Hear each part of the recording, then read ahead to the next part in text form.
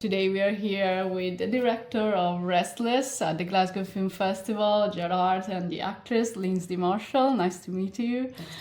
And I loved your film because actually I was living something very similar during my stay here at the Glasgow Film Festival because I had an apartment near George Square and I had some people party very hard, on Saturday and Sunday night.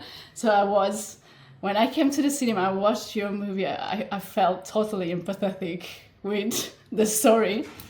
But let's start from the beginning. So Restless draws this heavily from actually one of your personal experiences, if I'm right.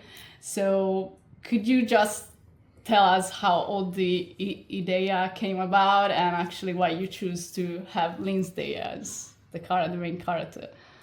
Yeah, of course. Well, it kind of, it grew out of my experiences. I live in kind of flats, but it's an old house divided into flats and not very well with no soundproofing. So it kind of grew out of one of my late nights having murderous thoughts as people above me partied at 3 a.m.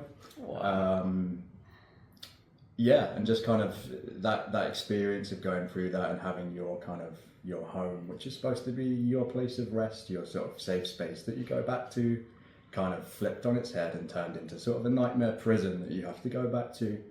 I thought was just kind of a really interesting conflict to put on film. And as you just said there, I think it's a pretty universal kind of topic that a lot of people can relate to at some point in their life. They're going to have had that kind of experience. So the more I moaned about my experiences to kind of friends and family and stuff, the more I realised everyone's had one of these, and I thought, just what an unexplored kind of topic to set a little film around. And the other question was about Lyndsey. I wanted Lyndsey to play the role. I've got to say nice things now as I'm sat next. Yeah. So I'd seen Lyndsey quite a long time ago in a film called Trespass Against Us, where she was playing alongside Michael Fassbender, Sean Harris, Brendan Gleeson, and I just remember her kind of fitting right in with those guys, being every bit as good, and thinking kind of why is she not this freaking huge name? And she'd stuck in my mind. And then when we came to do this, she just kind of popped back into my head, and I just thought how perfect she'd be. I mean, she's very natural, she's very instinctive, which is what I wanted for this kind of style of filmmaking. She's kind of rare in the UK in terms of she's from kind of a normal background, is that fair to say? I don't think you can say normal anymore. Okay.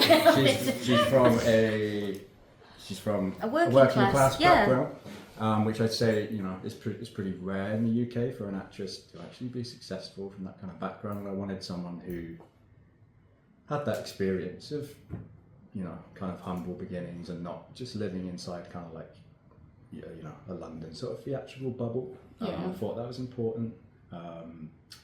And she just has this quality of kind of she's able to be vulnerable. She's kind of quite physically petite, but she also has this kind of fire that she can bring out when she needs to. So I just thought she was kind of perfect for the role. Went about pursuing her. I think she said no to start with, but she made the fatal mistake of sending me a nice email saying, sorry, I don't want to do it, but thanks for the offer. And then I had her email address, so her fate was sealed 2 weeks over Easter in Dagenham. And that was that. 28-hour days. Yeah. Perfect. And Lyndsey, actually just said, for me was one of my favorite scenes is when actually you're making the cake, let's call it like that, without making any spoiler. And I think it was just some kind of amazing idea to do that, because it was kind of tell the neighbor that I was kind of make some sense of peace, but instead you were trying to gain space and gain your freedom to be at home at peace. And so I think it was difficult to play a character that is at the same time very kind of left alone. We can say like that because she's alone and she's trying to deal with everything and trying to be strong. Also, when she's talking to her son, so like not to give any, kind of come and help me. Yeah. So I would like to ask you how it was for you, like to portray this kind of character, and also if it resonates with you, like even on a personal level in some ways, if you ever found yourself like some true like difficult times when you have to express yourself in order to be like a woman and maybe finding yourself alone in some situations. Well, the same as what Jed has said, I could relate to Nikki and her situation, because I don't think, it's very rare you speak to anyone who hasn't had a situation with noisy neighbours or conflict with a neighbour, or whether it's next door to you, underneath you, above you. And I think in terms of your personal space and your sanctuary and your refuge, if that is taken away, your control of being able to be comfortable in that area, I think that can be quite catastrophic, really, because then you get obsessive. Then you think, well, is it me? Is it really that loud? Is it? And because she's on her own, she's not got another person to go, you know what, actually, let's leave it tonight, let's deal with it tomorrow. She's trying to deal with it all on her own. And also there's a lot of different things at play. You meet her at a time when her son has gone to university, so he's not living there anymore. Her parents have died. Yeah. Who were next door, so that would have been community. And so we get to we're in a film where you meet someone who is in grief, which I found really interesting, and how you deal with all of those. And she's also a care worker, so she's giving, Yeah. coming back, and there's no battery recharge. There's nothing for her to galvanize, to have her nice, to watch her programs nicely in a peaceful environment, to bake her cake, to eat her cake, to go to bed when she wants, to have a bath, to relax. It's all taken away from her and the cat. Oh my God. And so what I love about her as well is that when I watched it, she looks to be a victim, like in a victim situation. But I love the tenacity and the humour as well, and the rising to the challenge of, I'm not going to go under, I'm going to keep going, I'm not going to completely have a breakdown, I'm not going to, I don't know where she'd moved to, but she takes it on. Yeah, she doesn't surrender at No. all.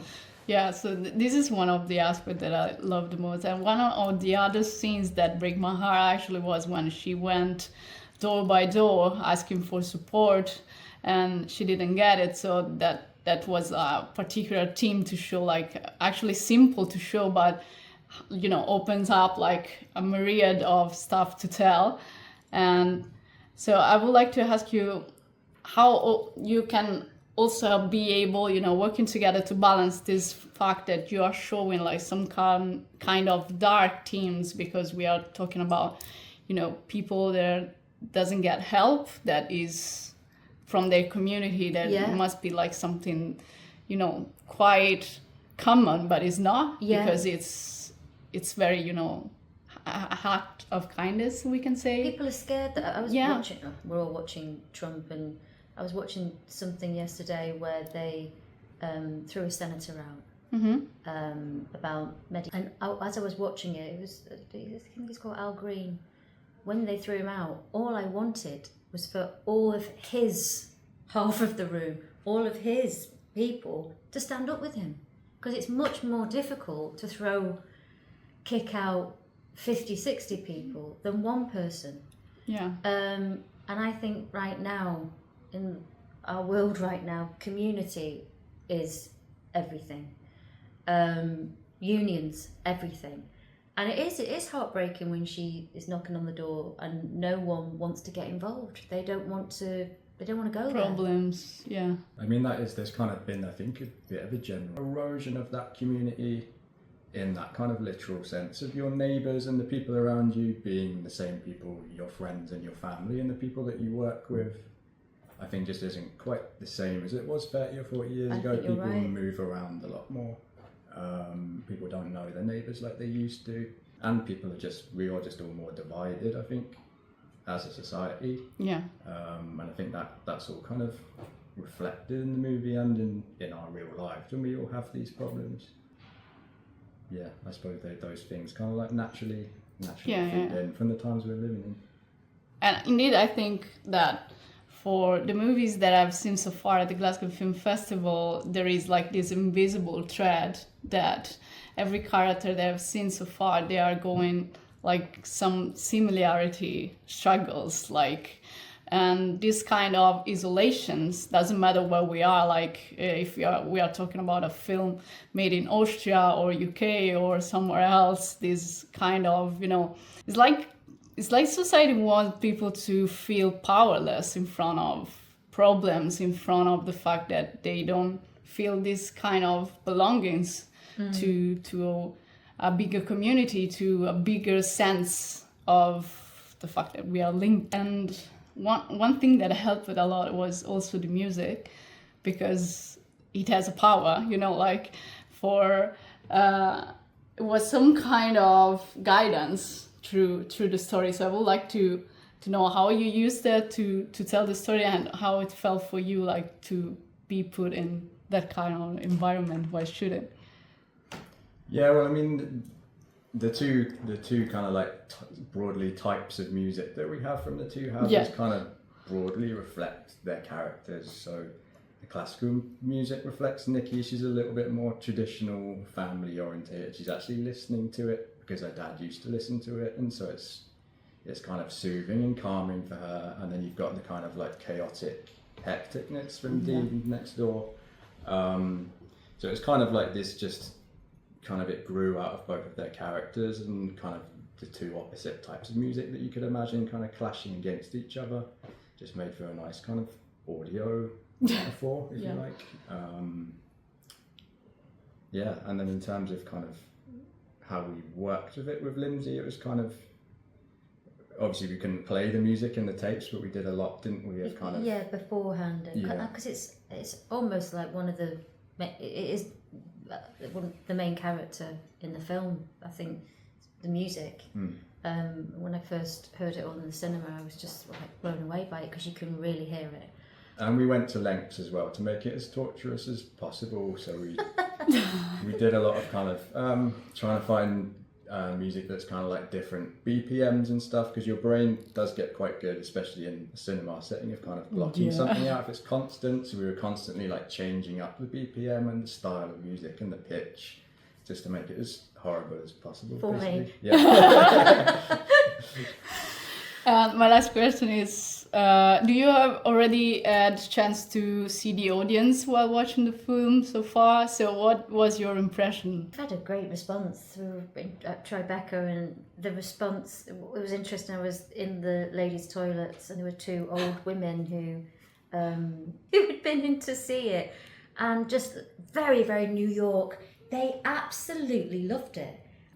I think as well it's been interesting to see like the difference in reaction when you have a crowd versus someone watching it on a screen or a laptop, because you do get that the dark humour that's in it comes through, and it grows when you're in a crowd. You get people start to laugh, and then it really, really grows by the end of the film as people become more aware that they can laugh as well. So that's been kind of the interesting one for me. Thank you so much. It was a pleasure talking to you, and like all the best for Restless. And I hope it comes to Italy soon. Thank you so much. Thank you very Thank you. much. Cheers.